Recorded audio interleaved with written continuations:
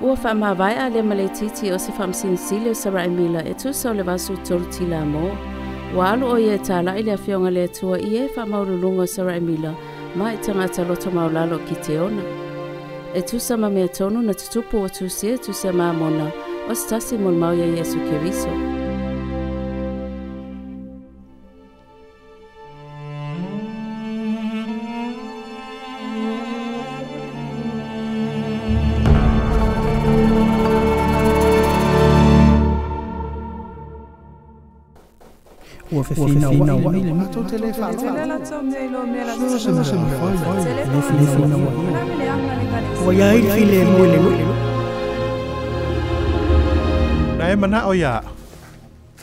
Nifaea ioe faftai we sau sa o ma fau ma wotoni e tau e tuua le nofoa faamasino o te tofia oe e te nofoa le nofoa faamasino e faamasino mo pule le nu o oe o stangata tamai o te iloa e te teita ia lo nu e tusam tula fono wa au mai Alema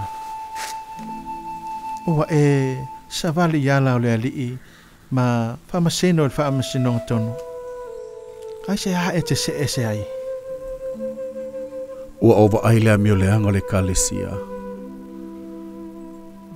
ua latou taitai se isi ma au mai le faatafunanga i tagata ua ova ai fo'i le telo le faaituau ua latou si latou i lunga i faamaululuga ma sauaina so'oaga malu o le Atua o te umia pea le tofi faitaulaga sili e le mawhai ona toe au mai nei tagata vangana uanga epu ia manatu o latou tiute ma ia iai se mori mau a toa.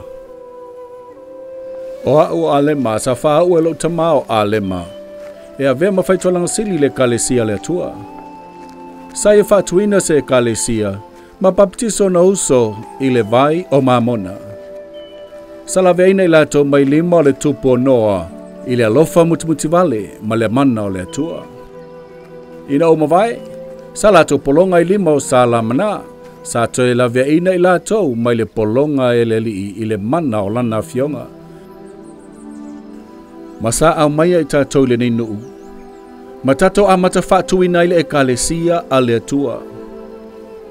O te whai atu ie o le nei Ekalesia. Ua lava ea ona outou manatua, le nofoa polonga o tau tama. Ua lava ea ona tau manatua o lona alofa mutimutivale, ma lona talitinga.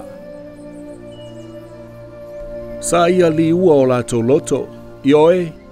Sa ia whangua i latou mai se moe ngase, ma latou wala mai i le Atua. Sa latou malamalama o Tala'i atu e lo tama le Afioga le Atua i tau tama. Sa ia i se liunga tele i o latou loto. Ma sa latou loto maulalo, ma whaalangolango i le Atua moni soifua. Sa latou whamaoni e o i le unga, ma o lea na whaolaina ai. O te fsili atu nei. Ua tou whanawina whaalenganga ea i le Atua. Ua tou maua ea ona fofonga i o tou mata. Ua o ea le nei liunga tele i o tou loto. E mawhai e ona tau whapea ua tau whaalongo le siu fofonga o le ali o Tala'i mai. O mai au tau ua whaamuni eina. A wa whaauta. O ato ngaruenga o le meatotino. E mawhai no tau te paha i le Atua i le aso. Ma se loto mama. Ma lima mama. A whai wo ia te o tau se liunga le loto. Ma ua o tau langona le fia pepese le pesa le lofa tongiola. Pe ua tau langona ina nei. E mawhai no tau whai ifa pe a whai e walau o tau e o tinei ua lava tau loto maulalo. Ua whamama ma whasinsina o tau ofu i le Iesu Keriso. O le e fio mai e tongiola o na tagata mai le angasala. Ua tafi as ea le tau faamaululuga. O te whaatia te tau a whai e le ai. Toatele i sauni e ftaia i ma le Atua. Ua awina mai eleli i le Atua se walaulia i tagata uma, ona ua whaaloaloa mai i latou a ao le lofa mutimutivale, ma ua fetalai mai i a salamo, ona otalia lea o outou. Ua wala au mai le leo mamo le lei, o lona suafa ua ia wala wai outou le suafa o Keriso. Ma a faito te le whaalongo le siufafonga le leo mamolelei. E leo ni mamoe o toa leo mamolelei. O te moni mau watu o te iloa e moni mea ua o tau tala atuai. Sa tele aso na o anapongi matatalo ai ia o iloa. Ma ua whaari mai le li le atua e ala ilona nganga pa ia. O te iloa o le afio mai Iesu Keriso. Ole halo. E toa tasi o le tamana whanau e tumu le lofa tu noa a lofa mutimuti vale male upamoni. O ia lea e fio mai na te avea anga sala lalulangi. Ioe anga sala tangata uma o e tutu mau le talitonu ilona suafa. Ma o le nei o te whaiati a te outou, o loo wala au mai le leo mamole lei a te outou. Ma a whaito te whaalongo ilona silfafonga, na te au mai a outou lana lafu, ma a outou o ana mamoe. O te tautala atu whapolo inga i a te outou o e wa awai le Ekalesia, ma i la tau e le awai le Ekalesia. O te tautala atu whaabala au lia, e whaapea. O mai, ma ia papatiso le salamo. Ina ia outou a aifo i le fua o le la au o le ola. Ia poto soo, ma au whaatasi le anapongi ma le tatalo malosi mo le manuia o anganga o e sa latou le iloa le atua.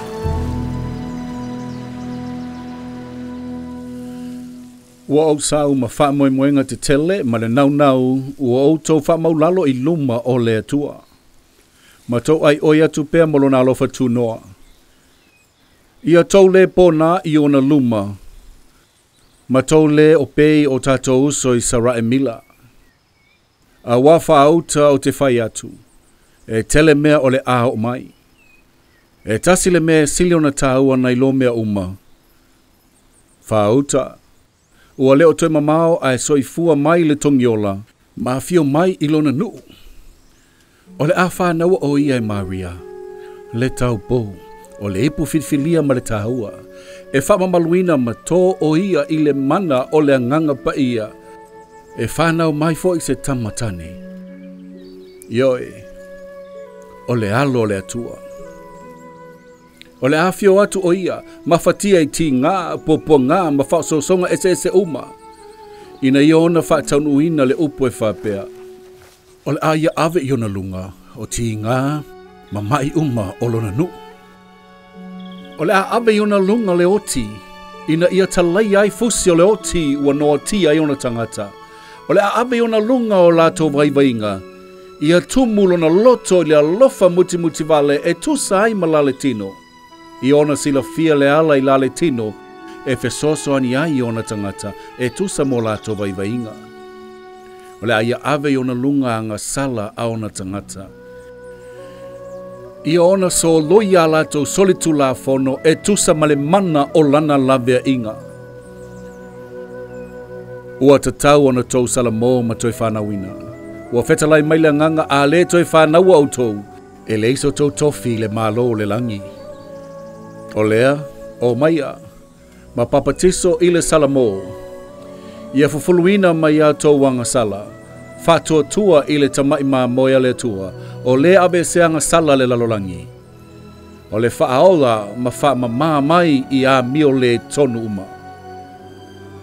O mai, aua le fefe. Tuu eseanga sala uma e whaingofie ona tou lavea ai. Faali lo tou atua wa tou salamo i a tou anga sala. Ma osi whea ngainga maia e tausiana polo inga. Ma moli ma watu i a te ia i le so. I loto wo ifo i le vahi o le papatisonga. So o se tase whaia le nei mea, e maua le ola e whavavau.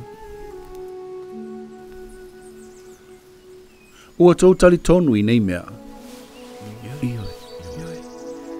Ioe. Ua wiloa ua tau tali tonu ua whaari mai e le nganga wait tonu i a tea. Ma o le nei ona o le malosi o lo tau faatuatua e winga i mea ua o tau tala tuai. Ua tele lava lou ori. Ia loto maulalo au ngofie e malu. Ma whiri ngā li tau singa o polo inga le atua i te mi uma. Ma ia wa aiwa ia te outou le faatuatua whamoe ma le alofa mama. Ona tumua leo outou inga luenga le lei te mi uma. Ia mau i outou lunga le file mua le atua, e tusa malotou faatuatua mangaruenga lelei, mai le taimi nei e o atu i luma ma le whavavau. Amene.